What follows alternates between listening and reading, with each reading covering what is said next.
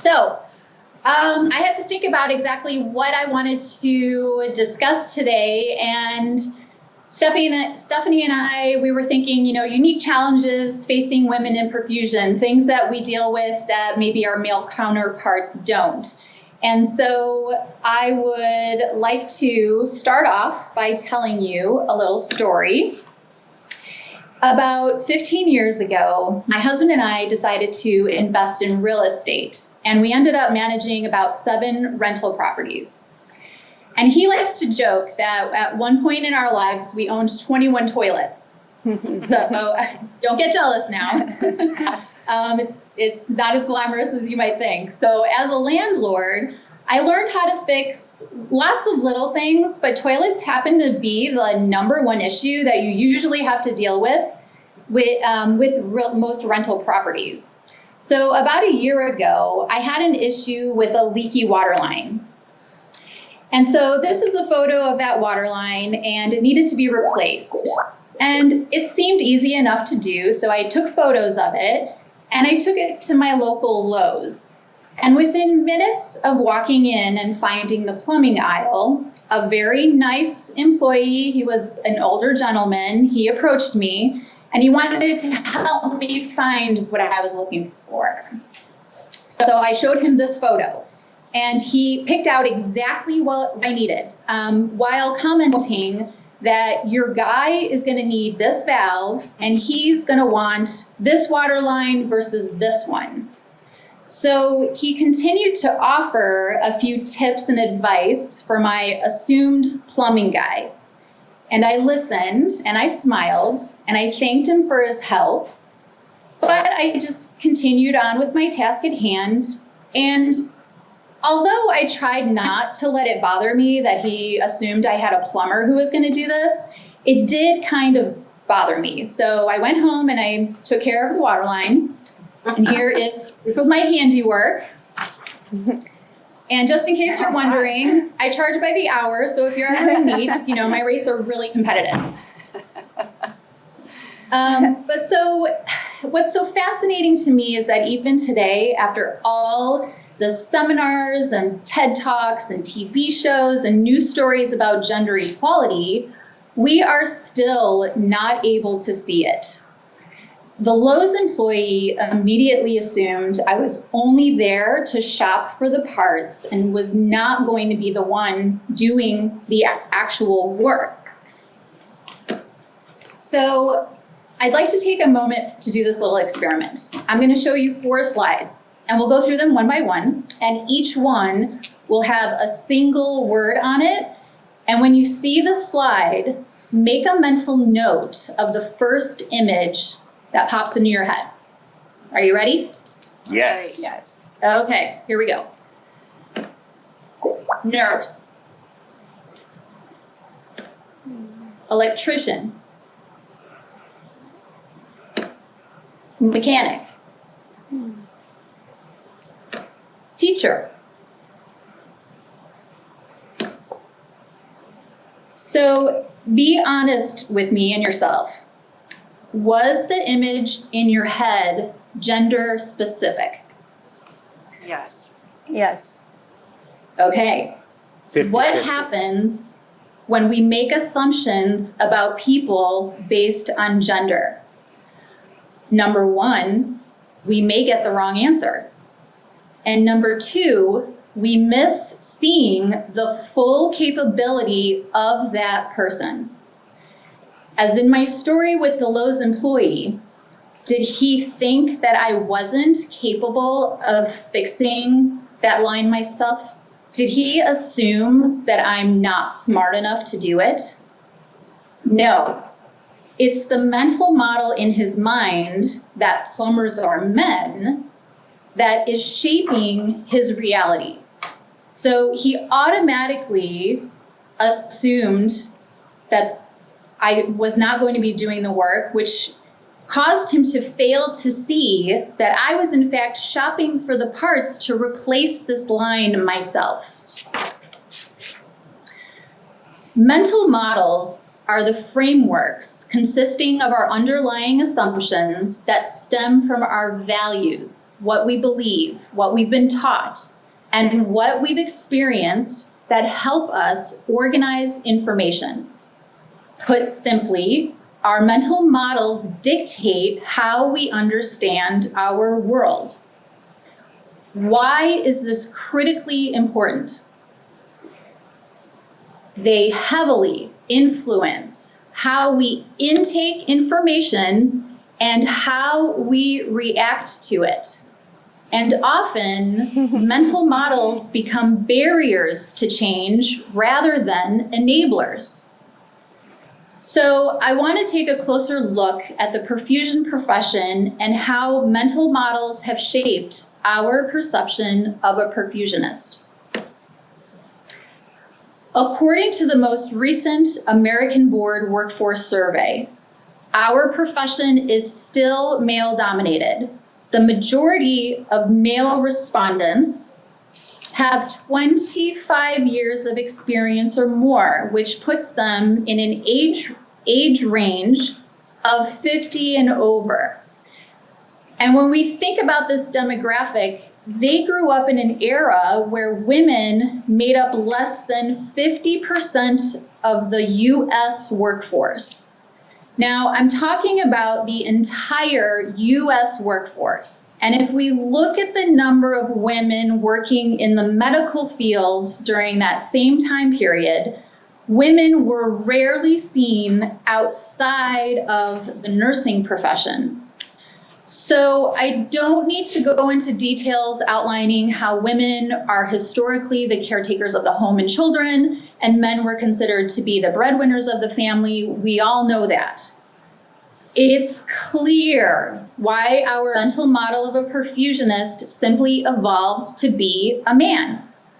But our workforce is changing. Families are changing. It's our responsibility to shift our thinking going forward because the next generation of perfusionists looks like this. Respondents in this survey, 39 years old and younger, represent a ratio of women to men at basically 50-50. As the more seasoned perfusionists start to retire, the community as a whole will eventually, if this trend continues, have just as many women as men. One of the obstacles women face in any profession is not having female leadership, not having a female mentor to help guide them in their career goals. And I think, as Stephanie mentioned also, I always wished I'd had a female mentor or a place where I could go for advice when faced with issues at work I felt the men on my team didn't face. So last November, I did a search on Facebook for women's groups in professions across the spectrum. I searched for lawyers groups, nursing groups, CRNAs, electrician groups, teachers, and even mechanics. And every profession I searched, there was at least one women-focused group, and sometimes more than 10 different women's groups associated with that profession. And guess how many there were for female perfusionists? None. Not one perfusion moms group, not one perfusion women's group, not one female perfusion student group, nothing. So I formed our very first group, Women in Perfusion. Our group's mission is to advance women in perfusion, advocate for equity, ensure excellence in healthcare, and promote leadership. Within the first few days of starting this group, over 200 women joined, and today we have 626 members. In preparation for today's discussion, I decided to post a survey to the group about gender bias. And I would like to share some of the responses that I received. Now, all of these comments are anonymous, and the goal of this discussion today is to bring to light the real issues the women in our profession are facing, mostly in silence, as these cases are rarely reported.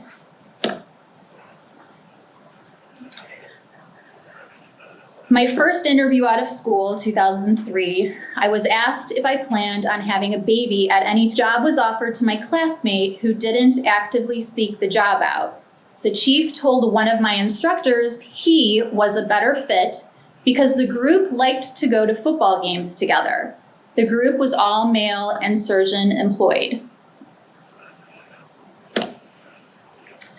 Snarky comments after I married about me getting pregnant being the worst thing that could happen to the department, and comments informing me that this department has never had a maternity leave before. I worked with a male doc who notoriously didn't like females. Now, he wasn't outwardly mean, but he was 100% Greek man and just didn't see me or other nurses as an equal to our male counterparts. For a long while, he wouldn't even talk to me. He would just talk to my partner if he happened to be in the room. I spent 8 hours interviewing at a hospital in New Hampshire that I absolutely loved, up until the chief sat me down, prefaced with, "I know I'm not allowed to ask this," and then he proceeded to ask me if I could be as committed to my job as a male employee because of my requirements at home as a wife and mother. As much as I loved the hospital, surgeons, perfusionists, and salary, I had to turn it down because I couldn't work in a department where my boss automatically assumed I wouldn't be committed because I was a woman. As I said, this is just a sample of the comments I received. And I want to ask you, how does reading this make you feel right now? Have you ever thought that these types of occurrences are happening? Or have you been privy to comments like this and really have done nothing about it? So in the survey, I also asked respondents, what kind of support or tools would you like to see implemented to improve gender bias? And almost all the comments included training on the gender bias and just getting this topic out into the light.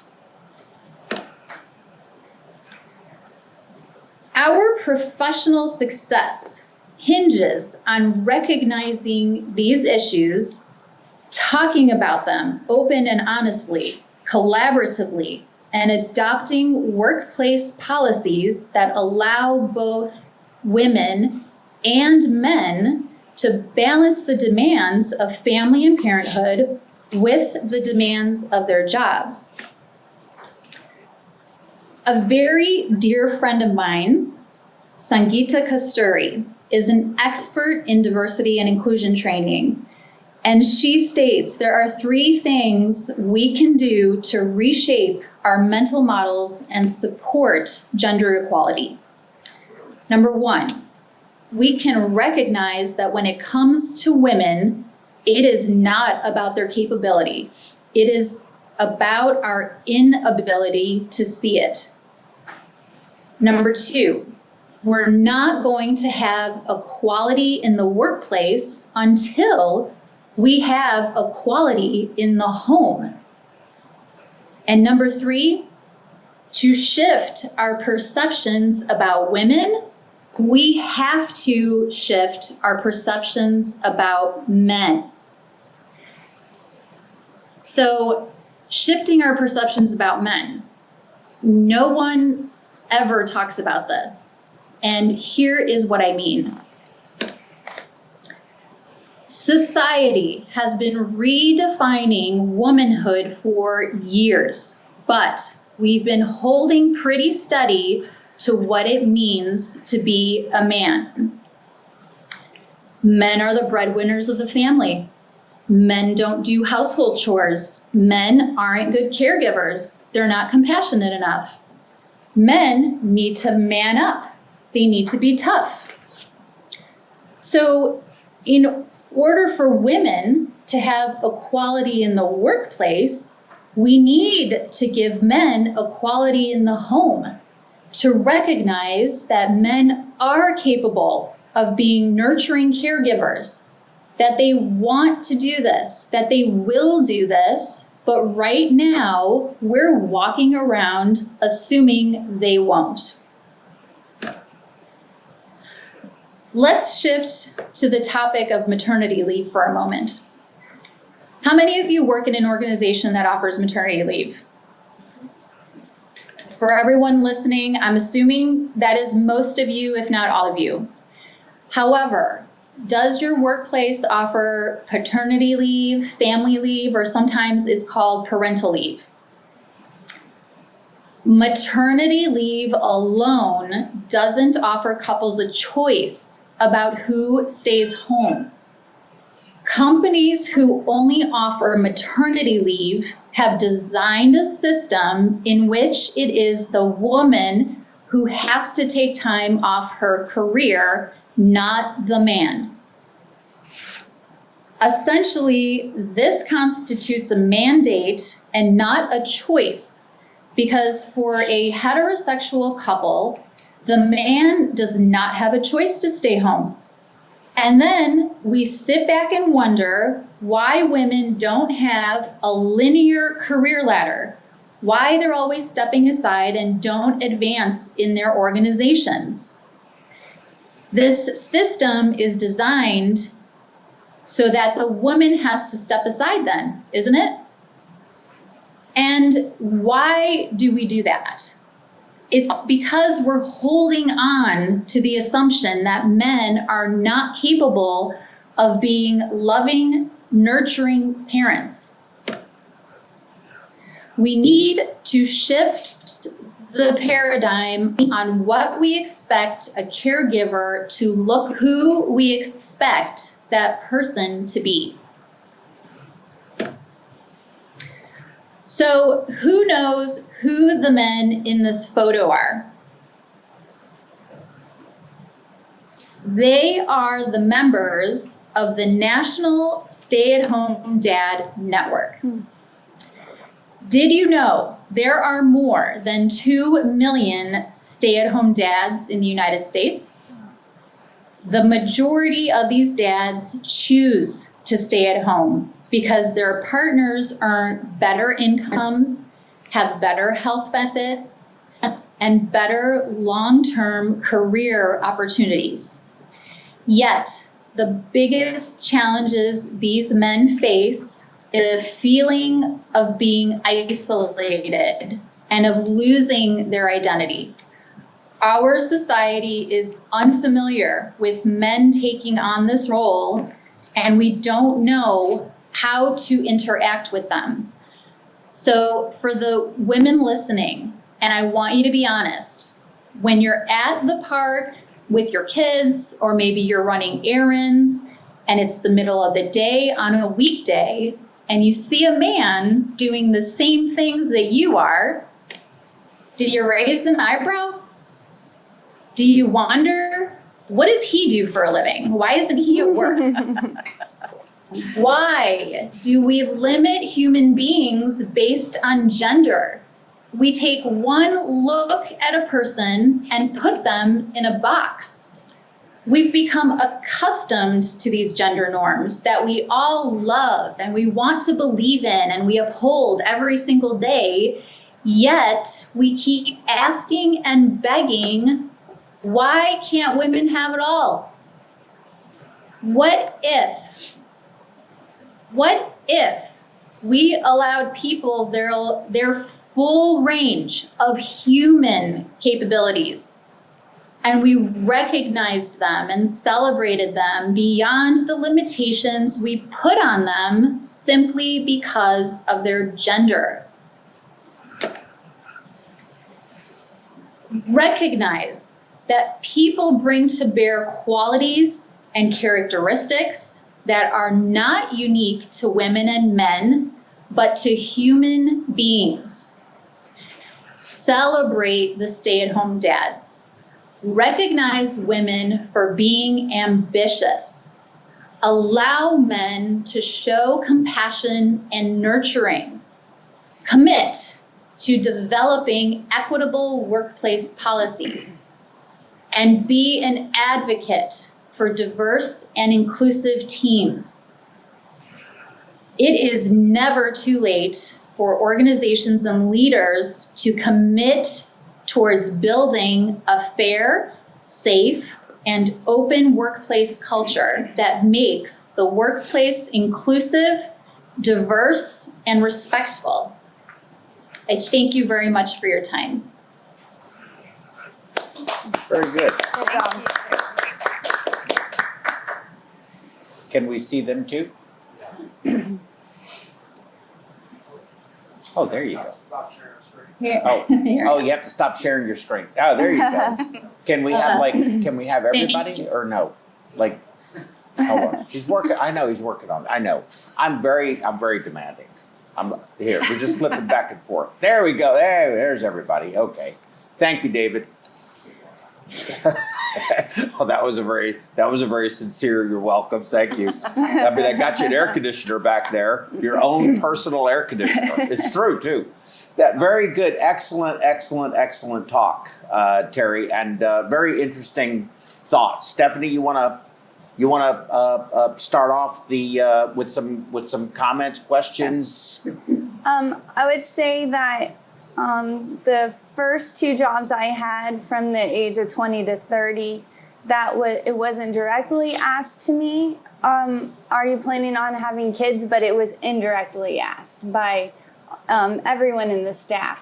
More like in a nice way, like, what are your family plans? How old is your kid? You know, trying to figure out how old you are. And I feel like it wasn't until after 35 that kind of stopped being a question on hiring, you know. Mm-hmm. I wanted to bring up one comment that I would like some of you to discuss.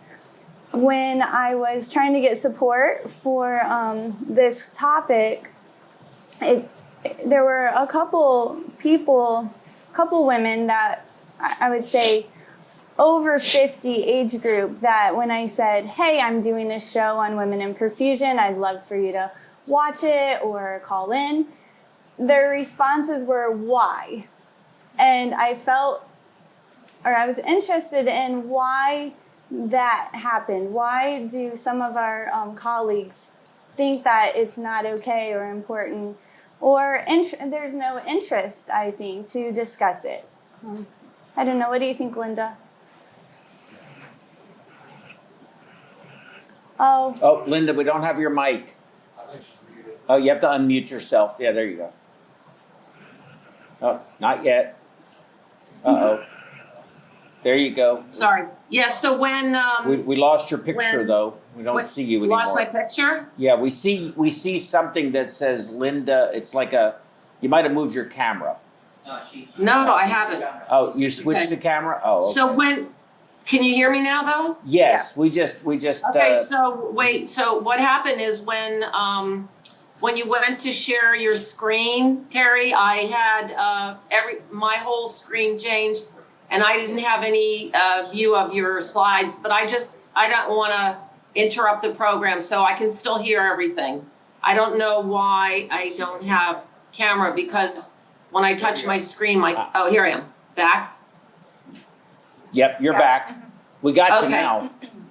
All right, so and the question was how do I feel why women aren't interested? It's a very, very good point. I think that I found in an instance one of the same things. One of the representatives of the American Society of Extracorporeal Technology wanted to somehow recognize women in perfusion within the society, and he took it to the board, and the board voted against it. And it was the female members of the board that were most against it. And after the meeting, I didn't realize they were having a meeting about that, but they saw me in the hallway and just in passing said, oh, sorry about that, Linda, but we just really don't want to be known as a woman in perfusion. And I thought, in this day and age, with all of the movements that there are. I couldn't see the harm in, I mean, you are a woman, so what's the difference? Why would you want to, you know, they don't want to be categorized for some reason, or just maybe they're afraid that, you know, it makes them feel like they're participating in something that they don't maybe really understand, or they're just don't want to be bothered because they're too busy, which happens a lot, you know, with, especially with women. I think we have so many things to do, but one of the most important things to remember is, like, you won't exist if you don't have the ability to adapt and change. So you really should grab onto everything that you can and continue to do that, you know, throughout your perfusion career and also just throughout your life, because otherwise you'll be buried. Mm-hmm. How much of that do you think, and I'll ask this of everybody, but Linda and Ann, I think, are probably going to be who has the perspective that I'm looking for. How much of that's generational? In other words, what Linda's saying is coming from Linda's, I mean, just going right to Terry's talk, how she was taught, her experiences, what the, you know, what from her whole family experience from the time of when she was born. I mean, you've already said how old you were, you know, which is still young. I mean, we're contemporary in age, but I have the same experience. You're younger than I think than I am, and Linda, but you know, you've been around. You know, you're not, you know, but you know, how much of that is just our, you know, the question that I have is the separation? Do women in your generations feel like the attempt to separate, to say I am a woman perfusionist, is doing the opposite of what you're trying to accomplish to being equal? In other words, are you really a woman perfusionist, or are you a perfusionist? Is a pilot a woman pilot or a pilot? We never say it's a man pilot. We never say it's a man perfusionist. So my question is this generational one? And Terry, to you, is this doing the opposite of what you're really trying to accomplish by putting a big red flag up and saying I'm a woman, as opposed a woman perfusionist, as opposed to I'm just a perfusionist? That's my question. I'd like to start, actually. Please. I know I'm not as old as some of the women you're asking. You said that age group, but I have been a perfusionist for 20 years. And True. I do think that it has to do with the time that we entered the field. So 20 years ago when I started, I definitely wanted to blend in and not be seen as a woman. I think there's different phases of equality. The first phase is just being there and blending in. The next phase is saying it's okay that I'm a female. Like, it's okay to stand out as a woman. I think that's the next level. People being okay with who you are and not just ignoring it. That's my perspective. What do you think? Well, yeah. And Terry, what I are agree your with thoughts? that, 100%. Good thoughts? You agree? Yeah, no, Joe, I think you hit the nail, on the head with what you said, and Stephanie too. Any opposition to defining a perfusionist by male or female is that they don't want to separate us, because we should be just known as perfusionists. So we do want to blend in. We don't want to stand out, because we want to be part of the club. This club that was predominantly male, we've joined this club and we're trying to fit in. But I think we are at the point where we do have to recognize that there are differences between men and women, and especially women have to carry the child. They have to be pregnant. They still have to go to work while pregnant. And I worked while pregnant up until about 38 weeks. And the only reason I didn't work up until, my due date is because my back went out and I couldn't walk. So it's time to recognize that we do have, and how are we going to change our policies and incorporate those topics into our departments. You know, how men are just as affected by, you know, they were just as affected by my pregnancy as I was. You know, if I can't come to work, somebody's got to cover for me. And we're all cognizant of that. And we all want to make sure that our team members are supported in every way possible. And so now it is time to start talking about this. And it's not to separate us, it's actually to bring us closer together. Yeah, and I think that's a very good point. Exactly. Yeah, go ahead. I'm sorry, Erin, please. I was going to say that that's exactly the task at hand, is to break the mental models. The objective is not to segregate, but to unite. And I believe that this movement is for change in all perfusionists and the perfusionist support network. You know, the men that are supporting the women perfusionists going to work, the stay-at-home dads network, the fellow perfusionist who needs to be home for their wife because she just had an emergency C-section. And I think the whole kit and caboodle, as my mom would say, is not to segregate, but to unite. And it's going to take a movement to push past the stereotypes and the mental models and get to an area where we can all acknowledge that we're educated, we're dedicated, we're committed, and let's further the profession. Yes. You know, we always talk about who's the most important person in the room, you know, when you're at work, and it's the patient. Mm-hmm. And if you, to bring it home to a person that you work with, a man or another woman or whoever would ever give you any trouble about, you know, wanting to have a family or be pregnant,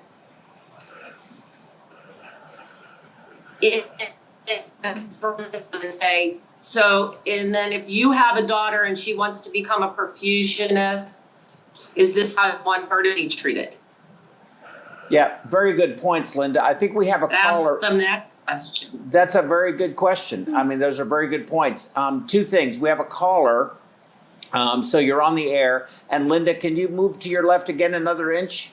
When you lean forward, you keep going. Move left. There you go, right there. Mm-hmm. Yeah, when you move forward, we only get half of your. We see one eye and half your mouth. Oh. That's better. That's better? Yes, much better. Perfect. Yeah, when you lean forward, we lose you. So you're on the air. Go ahead. Who is this? Okay. Good morning, Joe. My name is Gregory Roche. I'm from Philadelphia. How are you guys today? Well, females, I'm sorry. Doing great. Guys, doing great, right? Thank you. Yeah.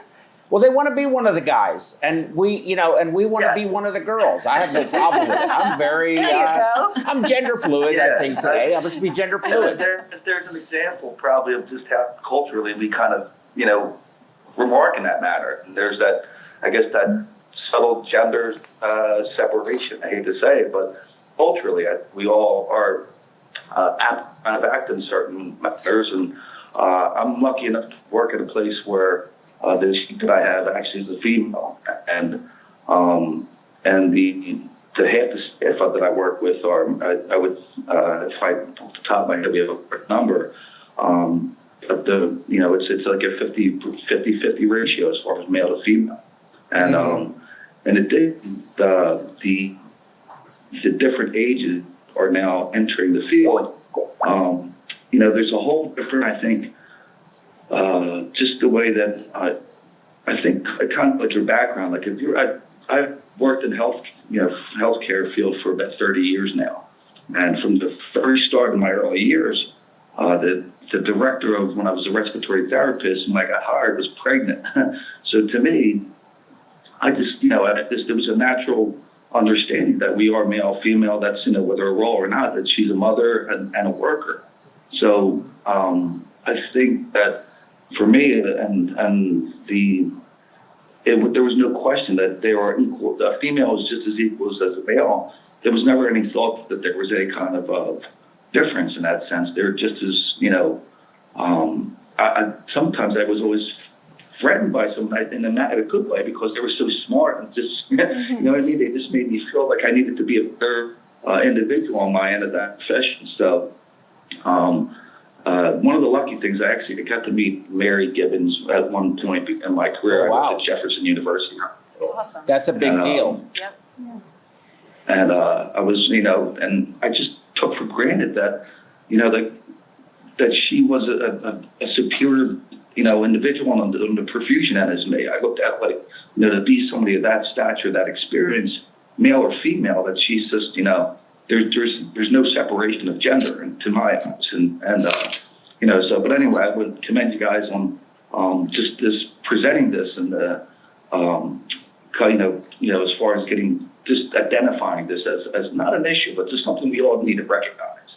And one of the things that the chief that I have, I believe that, on Facebook, there is correct me if I'm wrong, but I think isn't there a group that, females in perfusion now that exists, I think? Yes, Terry is the founder of it. As of Okay, November exactly. So of the you last mean, year. Catherine Gray, who's my chief, whether she is part of that group or not, but I think in this region there may be something similar to that, because one of the institutions that I previously worked at, there's also a female chief. And when I came to the University of Pennsylvania, there was a female chief to begin with. So, I always looked at it like, there's that role of male and female chiefs that I actually had, the places I was at. But again, to me, there was no difference in, them being male on that end. It's just some of the males here have taken off for extended time for when their child were born. So, it's an equal understanding. I think that whether you're male or female, being a parent, will have an outside of what, I guess, what would you say, just identity. And that, when you mesh that with your work identity, there's, it's just, we're all, how do I say it? Just everybody's equal. That's what so anyway, I don't know if I've kind of rambled on, but thank you again. I think you did a great job, Greg, and I'm just really glad that, one of my fellow man perfusionists actually called in today. So we appreciate that call, and you bring up some very good points. Would you give me the liberty of maybe mentioning some, just some personal experiences that I've had? That's great. If that's Yes. okay with you ladies, if that's okay. So my experience growing up, in my youth, I grew up, in the late 60s and early 70s, and we were a very, it was, Ozzie and Harriet and Leave It to Beaver and Ward and June and all of that kind of stuff. And here, Greg, thanks. I'm going to have you hang up so that if somebody else wants to call in, they can. Thanks, Greg, and you can listen Take care, online. guys. Thank Yes, you, sir. Greg. Thank you. Thank you, Greg. Thank you. Great day. Thank you. Mhm. And but when I went into the service, and I was young. I mean, this is in the mid-70s. It was 74. And I'll never forget this major. She was hot. She was cute. But she reminded me real fast Where are we going with this? that where we're going with that is that you see these gold oak leaves? I'm a major. Yep, get it? So I learned very early about identifying people by their, not necessarily, even though I grew up in a time when that was not the case, but I learned very early that you don't identify people by what they look like or these other assumptions. And I think that is something that is not, I mean, I'm going to say something complimentary about myself. I hope you don't take it too terribly self-serving, but I don't think that's common in my generation. I think a lot of these experiences and things that Greg's talking about, you find like the older physicians, the older surgeons, even the older nurses, even the older everybody within the structure of any industry seems to have more proclivity for that gender bias than you find as to where we are in contemporary times. And then the second thing that, has affected me tremendously is I had a daughter. I wanted her to be successful. But probably it's my granddaughters. I've evolved a lot over the years in how I interact with people, and frankly, or how I view, traditional roles that are, from years past. I've had to evolve. And I will tell you that for me, it has been an active process. It hasn't been that I just, got up one day and was suddenly woke. I wasn't. I'm surprised you know woke. Yeah, I know apps too from you. So yeah. Do we have another caller? I don't know. No, that's just okay. ringing. But I've had to actively participate in dealing with my own self in how I view women. Because I grew up in a period of time, notwithstanding that experience with the major, and she was cute. But nevertheless, she was a major, and I wasn't. And so, I've had to learn it. I wasn't taught that. It's not what's embedded in me. I have to consciously think about it. So, Joe, can I make a comment? Please. So, I think you're right. I think the generation that grew up during that time, who are our surgeons today and maybe anesthesiologists, we can't change what they think. We can't change their behaviors, but we are responsible for how we react to it. And when we see any type of gender bias like that, it's important to, stand up for the woman. It is, I guess, who's behind that. So we cannot just stand by and say, oh, well, that's just the way he is. Because if we don't, then it's just going to continue. It perpetuates. And well, it's tacit approval, and sometimes it's actually active approval. Absolutely. My wife comes up with some pretty good sayings sometimes. She's from Louisiana, and she's from the bayou of Louisiana. So they live their whole life on sayings. And she's told me many times, each of us are responsible for teaching others how we expect to be treated. So to your point, Terry, or Aaron, both, and Linda as well, when you're hearing that, well, now, come on, honey, can you just turn the flow down a little bit? There's a time and a place for everything, but sometimes you just have to have that conversation later with that person and say, you know what? I don't want to be talked to like that. I'm better than that, and I want to be treated like I am a professional, just like anybody else in this place, including yourself. And I think that needs to be said. I think we can't be afraid of it. Also, Jeff Campbell said that this is the first time he's heard anything on this topic. It's important. He complimented you, Stephanie, specifically on an incredible panel that you've organized. So I wanted to pass that on to you from Jeff. Fellow Jeff Buckeye. We have a phone call. Oh, phone call? Okay, you're live on the air? Yes, right now. Go ahead. Hey. Hey, it's Jeff. Hey, who's this? This is Jeff Campbell. Hey, Oh, Jeff. Jeff. I just said what you said. Thank you for can tell- calling in. Hey, Stephanie, thanks for John's brother, Jeff. Hey, thanks for putting this on, putting together. You got a pretty good panel of people on there. As a male perfusist, this is kind of like interested in hear all the stories and comments people have had, and I think for me it's kind of like an awareness thing. I've worked with, I had one colleague I worked with, she had 32 years in perfusion. I worked with her for about 20 years. And I did see some of the challenges that you guys have discussed. And I currently work with a girl that has 4 children and lives an hour away from a hospital. And I see, some of the unique challenges she has too, balancing work and family. But it is unfortunate that there's still gender bias and discrimination in the field, especially 2020.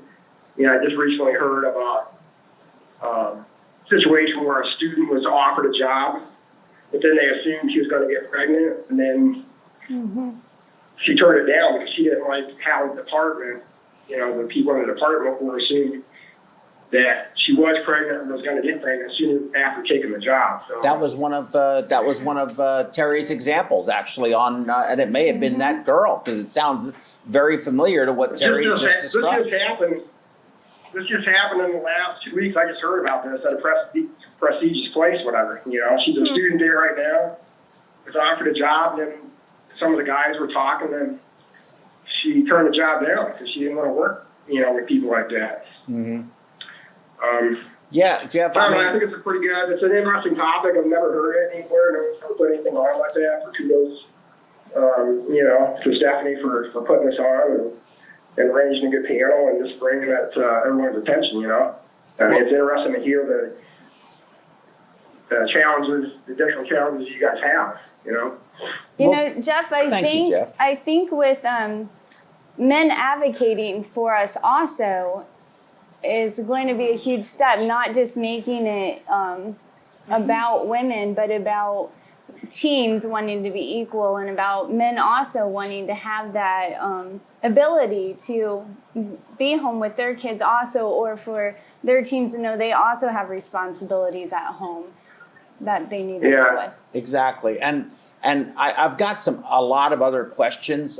Jeff, thank you so much for calling, and thank you for complimenting Stephanie and the panel. Yeah. Linda, Aaron, Terry, and Ann. I mean, you know, they've given up their Saturday to be here to do this, and I'm just really glad that really two guys now actively participating. That's right. And I felt outnumbered. I felt outnumbered. I need two more guys, so at least it's a tie, because I am like seriously surrounded here. Too. Yeah, and I'm feeling like Custer.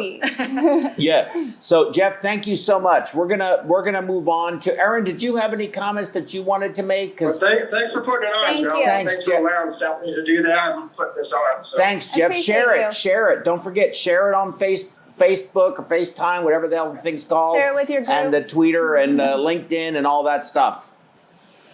All right. Thanks, bud. Bye. Aaron, you've been rather quiet, I'm trying to keep track of everybody here. I don't necessarily do the best job, but do you have any comments about this before we move to Ann's talk? Well, I'm excited to hear Ann talk, so I'll just be short. I think it's important that anyone can join, and I think that, again, we're just trying to make this a resource for those that are involved, and it could maybe even grow in Terry's pursuits to, you know, the wives of male perfusionists, because they also are part of the field and helping their husbands go and do what we do. It is really a family approach, and I think a support network that we're building here, and that's all. So Ann, I can't hear you talk. Do you have comments, Ann? Yeah, before I talk, you know, I just wanted to comment about, you know, the over 50 group and kind of how we came at it. You know, the women's movement, especially in the 70s, you know, it was aggressive and obviously much needed. But, you know, I think there might have been maybe some negativity towards women about that. And so I would just have to say, from my perspective, although I never felt like I had to try harder, I had earned my place where, you know, whatever I was doing, but you did want to fit in, because you just, you know, there was so much around, you know, all these pushy women, blah, blah, you know, just that kind of thing, that you didn't want to be, you just wanted to do the job and prove it. You didn't really necessarily want to, you know, separate. Right. And so I think just from that era and from that time, I think that's why maybe Linda encountered that with not wanting to recognize women in that AMSEC committee, because they're like, we just want to do our job. We do our job really well, and we're probably felt respected, but, you know, they just didn't want to. They saw it as separation. Whereas I think now even though, how many 50 years later, I'm just amazed, Terry, at some of the comments that you got from your survey, that still occurs, the conversations that occur in hiring. That was just sad. But I think it's a little different now with where we are in society and how we're coming at it. So in terms of wanting to stand out. So, and I did have a question, Terry, for you. Noticing that it's about over 600 people that are participating in that group. That's about half of all female perfusionists. So congratulations that they are participating. And I just was curious, what are the top takeaways when you with that group? What are the topics that we've been discussing in the group? Mm-hmm. What are the top things that come up? So a lot of it does surround perfusion technology, especially now people are asking questions about oxygenators and where to source supplies. And we had an Italian perfusionist give her take on what's going on over in Italy. And we do talk about the challenges with being pregnant and what happens after the baby. And if you're breastfeeding, how do you handle, breastfeeding? If you're stuck on pump for 8 hours, do you get support to go take care of what you need to take care of so you can take care of your baby at home? Things like that. And, I have to say that when I formed the group, I posted it on perfusion.com's Facebook page. And I think on one other Facebook page, perfusion-related Facebook page, and I did get a couple of comments from men saying that this was not a good idea. That why are we separating the men from the women? And having a women-only group, they did not like the idea of that. And when I talked to some of my colleagues, my female colleagues, they said, well, if the men would like to join our group, they're more than welcome. We would love to hear their thoughts on what to do if you have to go breastfeed your baby. So, those are topics that women want to talk about. And, that's why I formed the group. We need to have that support system. It's not to separate us from the men. And it's not about male bashing or anything like that at all. It's just to have support from other people, and especially with this gender bias. I've witnessed it personally myself. And I recently had a friend who left her job after 3 months because it was so bad. And that group is missing out on a very talented and a highly respected person. She's very good at her job, and they're missing out on that because now she's working somewhere else. Those are very good points. I think that to your point with Linda, I think that was, I think it was insightful of them to not insightful of them, rather, narrow-minded of them to not do it. And I'll tell you why, because really this is about a conversation. It's not about, this is morphing. I knew it would. This really isn't about women in perfusion. This is just about realities.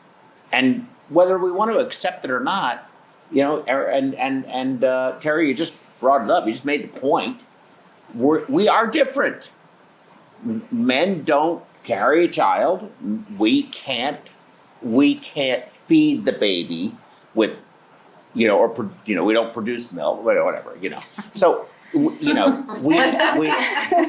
is uncomfortable. There's just some natural differences. So are you differences. transitioning from the statement you made earlier that we shouldn't, when you said, don't you want to blend in and not stand out? No, I'm not at all. I think they're two completely different concepts. I think there's the concept of not identifying a person by their gender whether they're a professional or whatever their job is. You're not a woman gender or a man gender or a woman perfusionist or a man. You're a perfusionist. But I think we have to embrace the physical and sometimes also inherently chemical, which reflects emotional thought processes. We see things differently based on different chemical structures, and we're different. So I think we have to embrace our differences, but recognize each other's similar, exact, precise capabilities. So we all have the same capabilities to do X, but nevertheless, we are all different. We have, just different. Not only are there differences between men and women, there's differences in women and women. There's differences in men and men. Right. We just all have unique qualities. You have some that are anatomical, physiological, just because you have the chromosomal structure that you have, versus me. But you're still a perfusionist. Right. Thank you. And I don't give you any slack. No. I don't think I do. No. I think I treat you just the same as I would treat anybody else. I believe I do. You do. Okay, well, that's good. I'm happy to hear that. That's good. See, I've done good. You've done good.